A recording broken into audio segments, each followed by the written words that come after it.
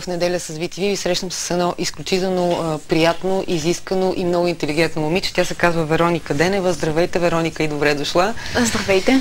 Представихте вашата дебютна книга, да. Един друг живот, роман, благодарение на издателска къща Хермес. Поздравления, защото разбирам, че тиража е изчерпан. Да, наистина тиража е изчерпан. Което е изключително невероятно. За колко време всъщност се изчерпи тиража? От юни до сега, 3-4 месеца някъде. За 3-4 месеца? Да. А колко е тиража? Тиража е 500 бройки, съвсем нормален тираж за дебютна книга на автор. За дебютна книга. Да. Защо, Вероника, вие пишете?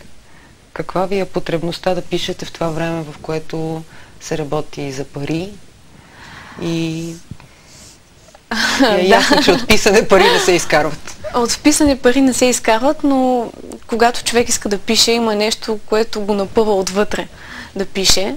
И в повечето случаи това са някакви мисли, които искаш да споделиш на малко по-широка аудитория.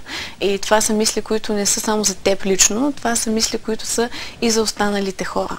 Затова аз лично не пиша за мутри, за манекенки, за чалга певици и така нататък, и съвсем обикновено за обикновените хора, така да се каже. Историята е много любопитна, но така имам предвид сюжетната линия, но съвсем накратко искам да ви представя. Завършили сте английската гимназия в Русе, вие сте там, след това политология в Софийския университет, 2 езика владеете свободно, английски и френски. В свободното си време, разбирам, се отдавате на аржентинското танго и пътувания до всякакви отдалечени и не толкова кътчета на България. Само по това, преди да минем към романа, ми е любопитно да ви попитам, като политолог, как гледате на политическата обстановка в страната? В момента ли? В момента.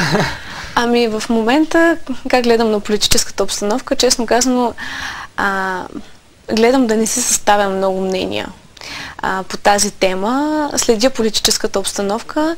Не бих казала, че съм оптимист в никакъв случай. И смятам, че... Не сте оптимист като човек или политическата обстановка не ви дава повод за оптимизъм? Политическата обстановка не ми дава повод за оптимизъм. Жалко. Да. Ако вие бяхте песимист, можехме по-лесно да ви обърне в песимист, но това вече е по-проблемно. Смятам, че има някои изконни правила в една държава, която се нарича парламентарна република, които трябва да се спазват. И... За какво конкретно говорите?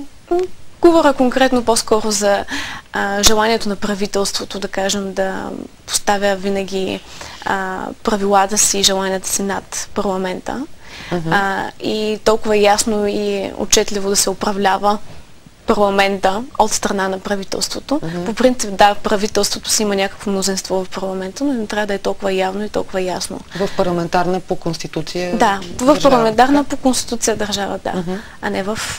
Друго какво ви притеснява и свършваме с тази тема?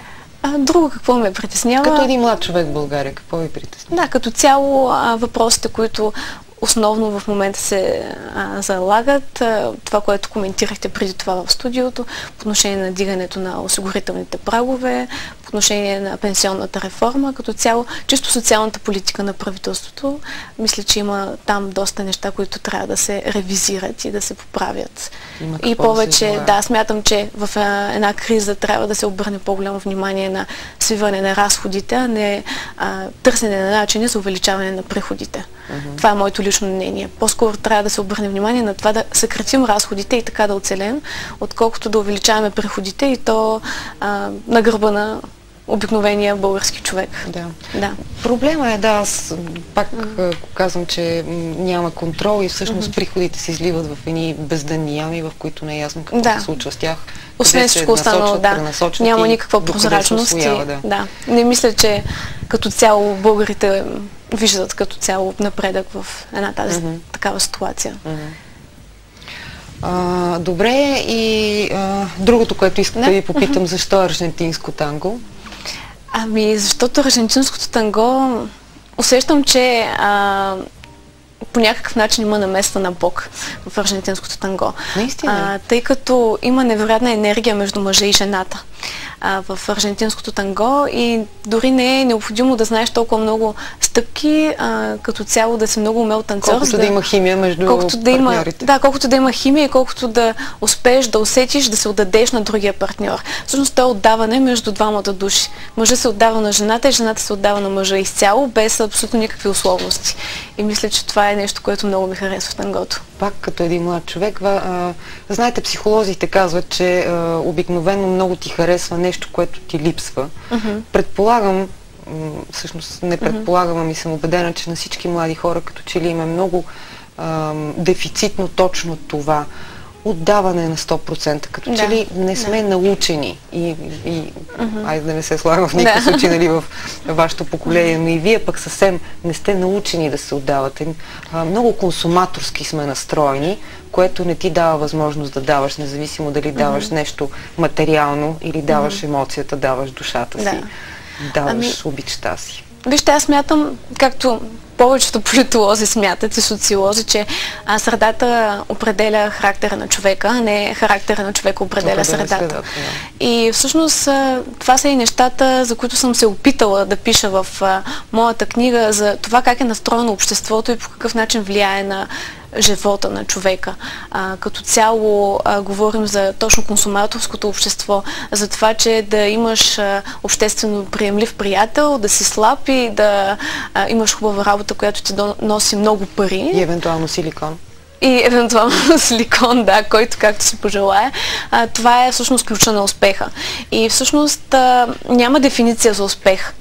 Аз лично не познавам такава, но днешното общество се опитва да ни наложи една такава дефиниция, като нали, трябва да имаме пари, трябва да имаме много хубава работа, трябва да имаме много хубав приятел или приятелка съответно и вече всичко ни е наред.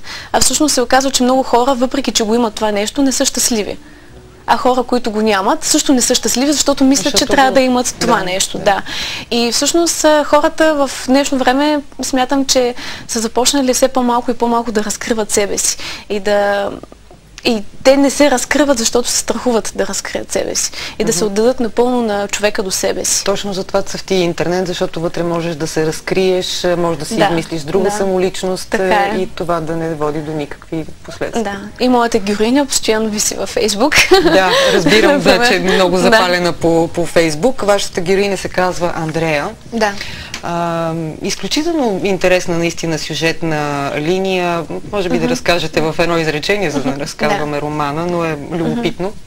Ами, като цяло това, което мога да кажа, че Андрея е едно момиче, което намира отново пътя към себе си. По принцип, Андрея... Интересно е как го прави. Андрея е младо момиче, на 28 години, има доста по-големи амбиции от това, което е постигнала до момента. И в новогодишната вечер се пожелава да има нещата, които няма и именно нещата, които по-скоро определя нашето общество, а не това, което тя желае като цяло. Това са, нали, да отслабне 5 кг, да откаже цигарите, да си има много хубав приятел, страхотен, невероятен и съответно да има много хубава работа, която и носи купища пари. Но винаги има едно но, което обръща работата. Да, в новогодишната вечер тя си пожелава всички тия неща и тъй като тогава обикновено се случват чудеса, се появява един дух, човек, който е бил жив, но се появява в живота на Андрея и този дух и предлага сделка. В рамките на една година тя да живее нейния живот, духа да живее нейния живот, а духа ще изпълни всичките мечти и желания на Андрея за тази една година. Андрея, разбира се, съгласява. Да, Андрея отчаяно съгласява се. И духа същевременно започва, нали, да играе своята роля. Като има така доста интересни преплитания между двата персонажа. Впоследствие Андрея се научава на много неща, Виктория също се научава на много неща. Виктория е духа, да. И съответно така края малко по-неочакван, предполагам, за хората, които са чели повече книги, може и да им така стане ясно по средата на книгата, но като цяло е неочакван края и Андрея се научава всъщност, че най-важно е да определи мечтите си и целите си с помощта на това, което е тя. Тя всъщност разкрива себе си през тази една година, открива себе си, научава коя е тя и тогава решава в края на тази една година, че това, към което се е борила всъщност не е истинско, защото не е нейно. Ясно е, че пишейки такъв роман, описвайки този един друг живот, сте се потопили. Доколко има така някаква биографична препратка вътре? Доколко този живот, описван чрез тази история, е вашия? Ами много често. Аз като всеки един нормален млад човек, който живее в общество, аз също много често съм правила неща, които съм смятала, че биха били полезни за мен от гледна точка на това какво би казало обществото след това, от гледна точка на това дали нещо ще се възприеме от него или не. Аз много често съм се държала по същия начин. И започвайки тази книга, Андрея може би е била моето много песимистично аз, Виктория е била моето много оптимистично аз. И се радвам, че всъщност в края на книгата успях да постигна баланс между двете, защото не е нито много черно, не е нито много бяло. Затова, има естествено биографичен елемент. Аз пиша за това, което ми се е случило на мене лично. От гледна точка на случки има много биографични елементи. От гледна точка на изживявания, на чисто емоционални изживявания, естествено. При положение, че аз съм човек като всички останали, които се лутат между това, което искаш наистина, това, което е твоето вътрешно желание и това, което би могло да се възприеме наистина от хората около теб.